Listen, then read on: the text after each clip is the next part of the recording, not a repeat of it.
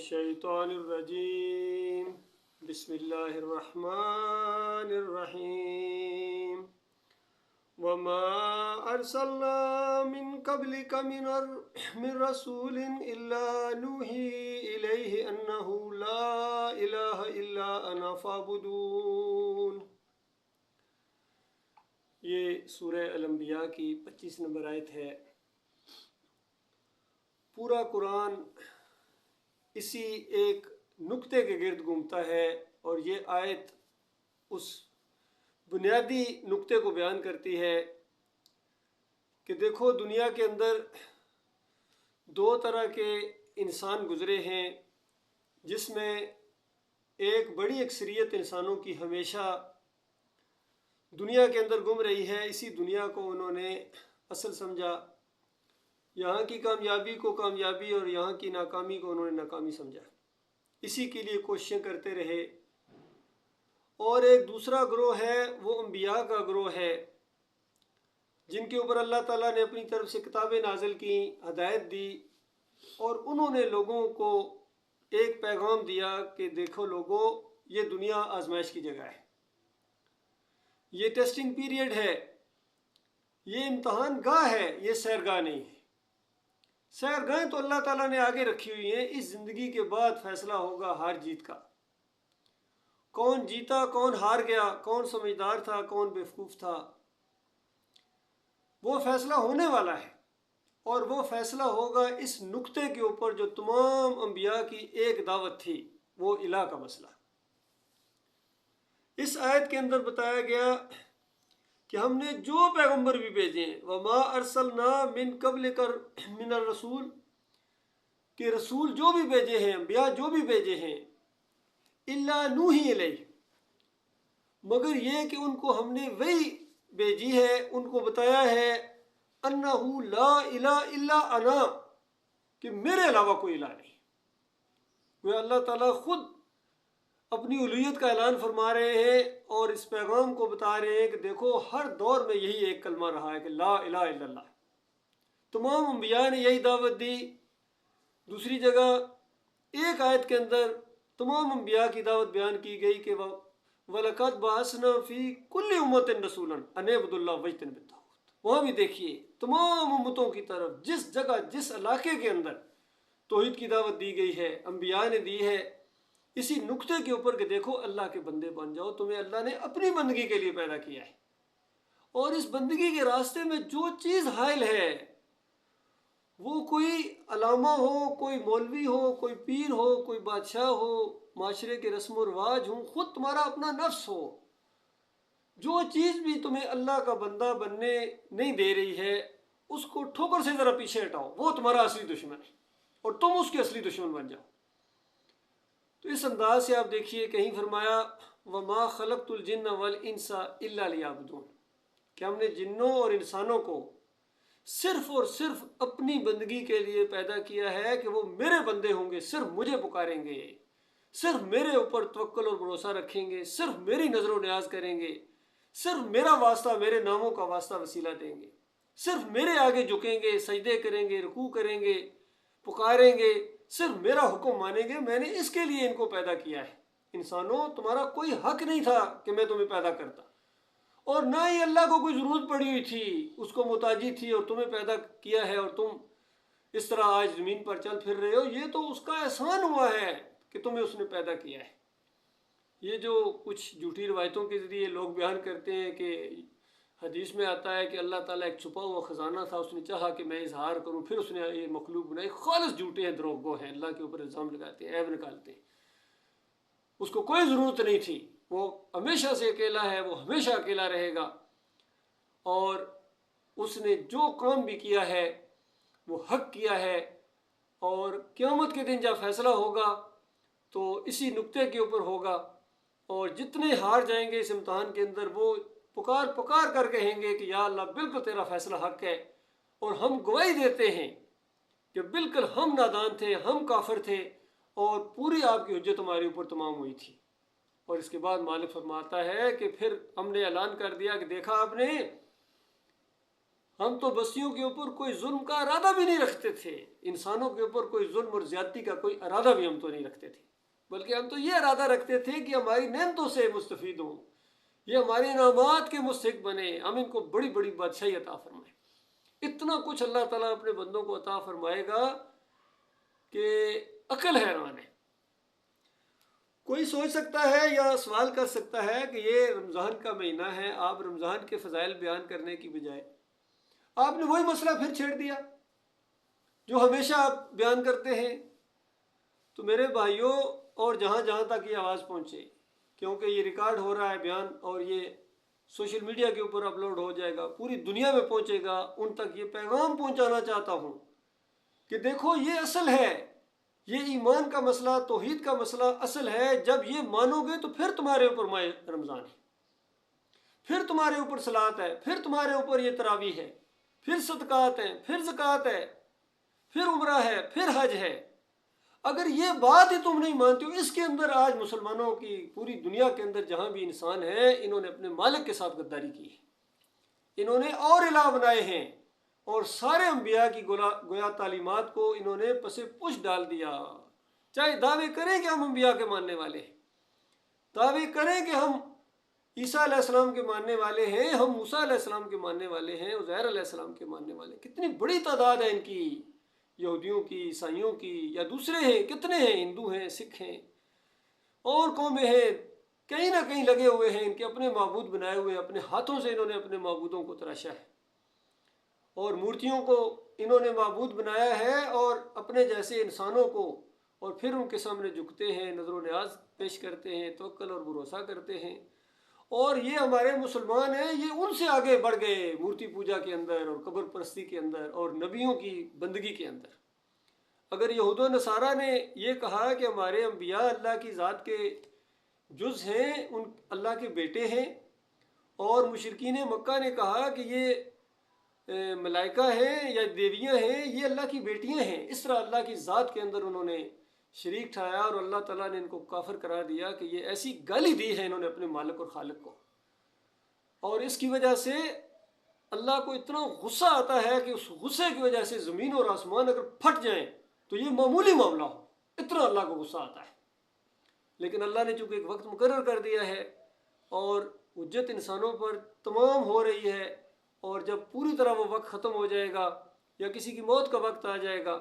تو گویا اس کی تو قیامت آ گئی، اور پھر جو فیصلہ ہونا ہے کل قیامت کے دن وہ اسی نقطے کے اوپر ہونا ہے۔ اچھا، دنیاوی لحاظ سے ہم ان مثالوں کو فوراً سمجھ آتے ہیں۔ اگر کوئی بڑے سے بڑا ڈاکٹر ہو، کسی مریض کا علاج کر رہا ہو اور وہ مریض مر جائے تو فوراً ڈاکٹر اپنے ہاتھ روک دیتا ہے اور سارا علاج ختم کر دیتا ہے، چاہے اس کے اہل و عیال کہیں ڈاکٹر صاحب کچھ تو ہمت کریں، کچھ تو خیال کریں، کچھ تھوڑا بہت اور علاج کرے، شاید کچھ معاملہ ہو جائے۔ وہ کہے گا اب کچھ نہیں ہو سکتا ہے، اب تو یہ زندہ نہیں ہے، اگر زندہ ہوتا تو میں آخری حد تک اس کا علاج کرتا، لیکن اب روح نکل گئی تو روح ڈالنا میرے بس کی بات نہیں ہے، ہاں تم زندہ کرو پھر میں علاج کرنا شروع کر دوں گا،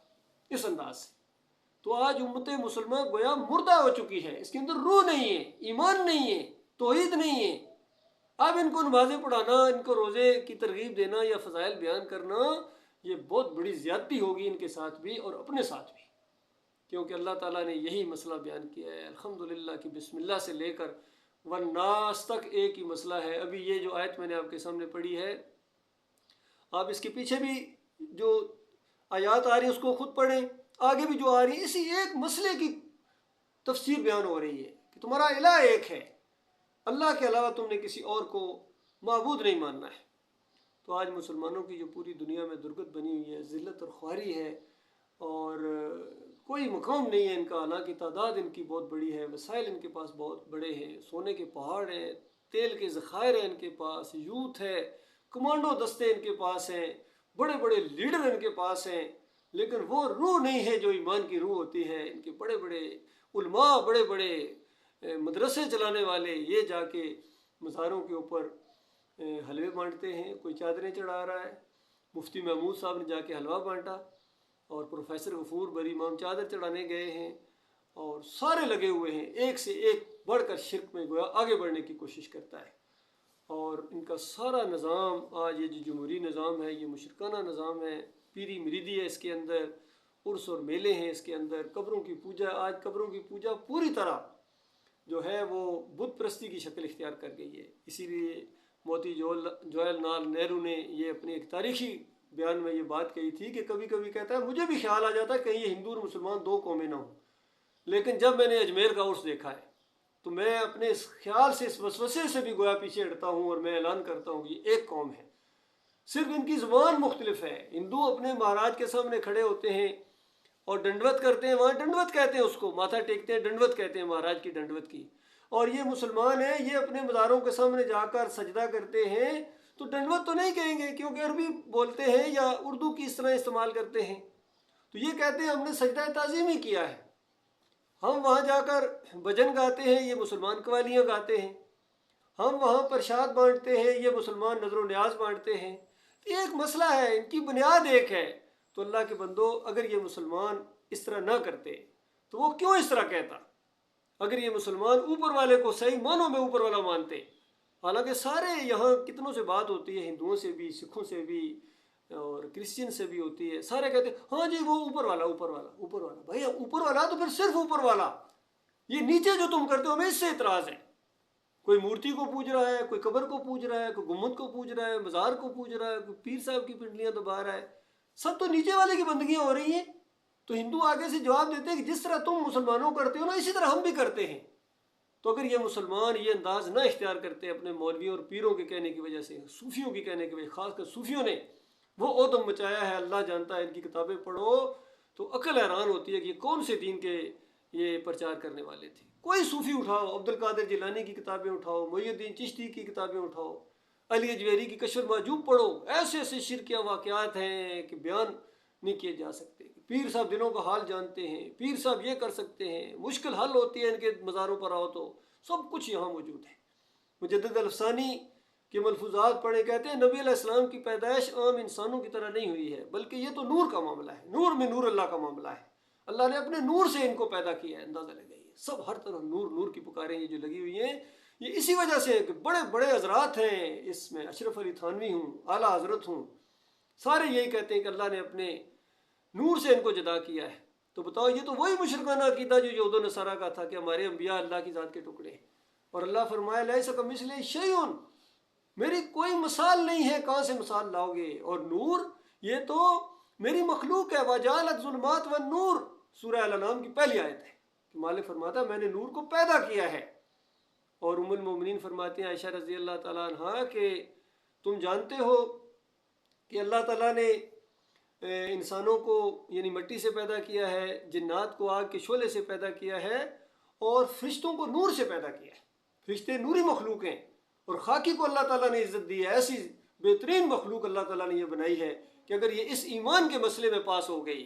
امتحان صرف ایمان کا ہے، آخری لمحے تک آخری اس کا سانس آئے اور اس کے ایمان کے اندر شرک کی ملاوٹ نہ ہو، یہ صحیح معنوں میں ہدایت یافتہ ہے. اور امن و سکون ان کے لیے ہے. اللہ تعالیٰ نے ایسوں کے لیے اتنا کچھ وہاں تیار کر کے رکھا ہوا ہے، ایسی بادشاہی اللہ تعالیٰ نے ان کے لیے تیار کر کے رکھی ہوئی ہے کہ اگر کوئی آخری جو جنتی ہوگا، جو ایمان بالکل ٹھیک لے کے جائے گا، حتیٰ کہ گناہ گار سے گناہ گار تر انسان، پوری کائنات کو گناہوں سے بھر دینے والا، لیکن مشرک نہیں مرا ہے، تو نبی علیہ السلام کی حدیث کی روشنی میں اس دنیا، یہ ارتھ پلینٹ ہے، اس سے 50 گنا بڑی بادشاہی اللہ تعالیٰ اس کو دے گا. یہ آخری جنتی ہوگا جو جہنم سے نکلے گا اپنی سزا کاٹ کے. اللہ جانتا ہے پتہ نہیں کتنے عرصے، اللہ ایک لمحے کے لیے بھی اپنی پناہ میں رکھے. ہم جہنم کی سے اللہ کی پناہ مانگتے ہیں. ایسا خوفناک، اس کی جھلک دیکھنے کے بعد انسان پوری دنیا کی خوشیوں کو بھول جائے گا، ایسی جہنم خوفناک جہنم ہے. اور جو مومن وہاں بڑے بڑے اعمال لے کے جائیں گے، اپنے مالک اور خالق کے پاس جائیں گے، اور بڑی بڑی جنتیں جن کو اللہ تعالیٰ عطا فرمائے گا، وہ آپ اس سے خود اندازہ لگائیں کہ کیا کچھ اللہ تعالیٰ عطا فرمائے گا. ہمیشہ کی جوانی، ہمیشہ کی بہاریں، ہمیشہ کی خوشیاں، دوستیاں وہاں ہوں گی، رشتہ داریاں ہوں گی، پورا ایک ماحول ہوگا زبردست قسم کا. ایسے ایسے بنگلے اور ایسے ایسے ویلے اور ایسے ایسے اونچے فلیٹ اللہ تعالیٰ اپنے مومن بندوں کو دیکھا جو دنیا کے بڑے بڑے بادشاہوں نے دیکھے نہیں، یقین کیجیے. کوئی بیماری نہیں وہاں، کوئی تھکن نہیں وہاں، عیش ہی عیش ہوگی. لیکن اس کے لیے آج قیمت یہ ادا کرنی پڑے گی کہ لا الہ الا اللہ. اس جنت کے دروازے کی کنجی یہ ہے اللہ کے بندو، لا الہ الا اللہ. پھر حدیث میں آتا ہے جس طرح چابی کے دندان ہوتے ہیں، اسی طرح اس ایمان کے کچھ تقاضے ہیں، وہ پورے کر لو. یہ چند دنوں کا معاملہ ہے اللہ کے بندو. اور اللہ تعالیٰ کا کتنا بڑا احسان ہے کہ چند سالوں کی اس نے صرف آزمائش مانگی ہے، چند، اور یہ آزمائش ایک لمحے بعد بھی ختم ہو سکتی ہے، یہ کسی کو کوئی پتہ نہیں میرا کتنا وقت رہ گیا ہے، لیکن اللہ کا جو مطالبہ ہے کہ اپنے عزائم کو مضبوط کرو کہ اگر 50 کروڑ سال بھی زندگی ہوتی اسی ایمان کے اوپر رہوں گا، ایمان خالص کے اوپر رہوں گا، اسی طرح اللہ کے راستے میں جہاد کرتا رہوں گا، اللہ کی بڑائی بیان کرتا رہوں گا، یہ ارادہ ہو تب معاملہ ہے ہمیشہ ہمیشہ کے لیے۔ اور شرک کرنے والے بھی گویا ایسے لگتا ہے کہ انہوں نے پکا ارادہ کیا ہوا کہ اگر کروڑ سال ان کو زندگی دے دیجیے تب یہ شرک سے ہٹنے والے نہیں ہیں، 11ویں چھوڑنے والے نہیں ہیں، یا علی مدد کی پکاریں بند کرنے والے نہیں ہیں، یا رسول مدد کی پکاریں۔ اور آج کل سوشل میڈیا کے اوپر دیکھا ہے طوفان ہے شرک کا، کفر کا، یقین کیجیے ہر طرف مزار پوجے جا رہے ہیں، پیر پوجے جا رہے ہیں، اور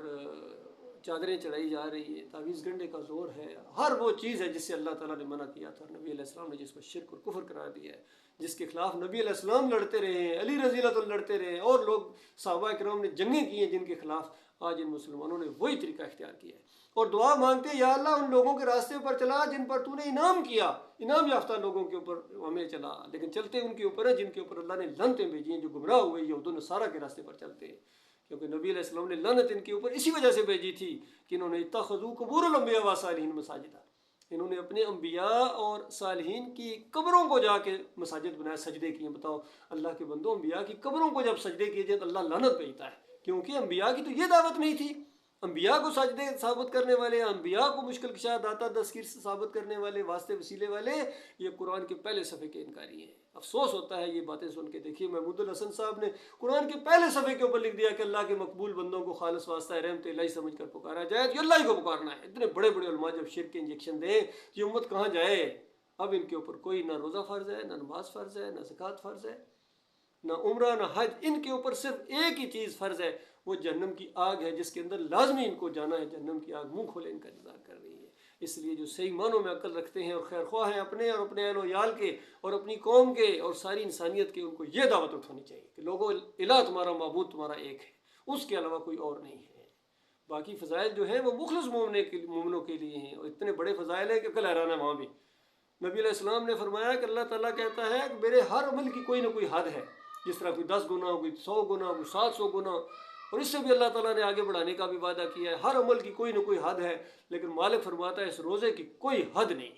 انسان تم کاؤنٹ نہیں کر سکتے ہو، تمہارے یہ کمپیوٹر اور تمہارے یہ کوئی مخلوق اللہ تعالیٰ کی فرشتے تک کوئی اس کو کاؤنٹ نہیں کر سکتے۔ اللہ نے کتنا بڑا انعام تیار کر کے رکھا ہوا ہے روزے داروں کے لیے، اور مومنوں کے لیے یاد رکھنا، پھر مشرکوں کے لیے نہیں، جنہوں شرک کرے اللہ کے ساتھ ان کے لیے تو یہ اعمال برباد کر دیے جائیں گے۔ اتنا سادہ سا مسئلہ، اللہ کے بندوں کیا جاتا ہے کہہ دو اللہ داتا ہے، علی جویری داتا نہیں، بس اتنا مطالبہ اس نے کیا۔ کیا جاتا ہے کہہ دو اللہ سچا ہے، اور یہ صوفی سارے اور یہ محمود الحسن ہوں یا اعلیٰ حضرت ہوں یا ابو العلا ہوں جنہوں نے یہ شرک سکھایا ہے، یہ جھوٹے ہیں، ان سے ہمارا کوئی تعلق نہیں ہے۔ اگر ان کے ساتھ تعلق ہے پھر اللہ کے ساتھ تمہارا کوئی تعلق نہیں۔ یاد رکھنا یہ بڑا نقطہ ہے، میں بالکل ہاں کے پکارے یہ بات کہہ رہا ہوں۔ اللہ تعالیٰ غور و فکر کرنے کی توفیق عطا فرمائے۔ اقول قولی ھذا استغفر اللہ لی ولکم ولسائر المسلمین۔